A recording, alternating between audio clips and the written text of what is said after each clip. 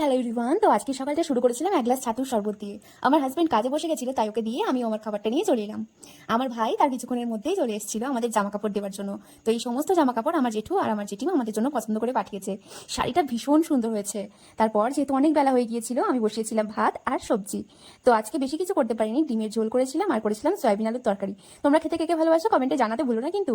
তারপর বিকেলবেলা আমি একটা ব্লু কালারের নেল পলিশ পরে নিয়েছিলাম, অনেকদিন নেল পলিশ করা হয় না। সন্ধ্যায় খেয়েছিলাম চা। তারপর আমার বরের আবদার ছিল রাতে খাবে আজকে এগ রোল। তো আমি খুব একটা ময়দার রোলটা বানাই না, আটার রোল বানাতে আমি বেশি ভালোবাসি, আর এটা খেতে খুব টেস্টিও হয়। আর ও আমাকে অনেক হেল্প করে দিয়েছিল, যেমন শসা কাটা থেকে শুরু করে পেঁয়াজ কাটা সমস্ত কিছু করে দিয়েছিল। আর আমি কাঁচা পেঁয়াজটা খুব একটা খেতে ভালোবাসি না, তাই পেঁয়াজটাকে একটু তাওয়াতে সতে করে নিয়ে ওর মধ্যে আমি স্টাফিং এর মধ্যে দিয়েছিলাম। তো এই যে রোলের উপরে আমি সমস্ত স্টাফিং গুলোকে দিয়ে এবার সস দিয়ে তারপরে মুড়ে নেব। আমার মা রোল বানাতে ভীষণই ভালো পারে জানো। আমি আমার মায়ের মতো পারি না, তবে মায়ের মতো করার চেষ্টা করি। তবুও মায়ের মতো কি আর করা যায়, তাই না বলো?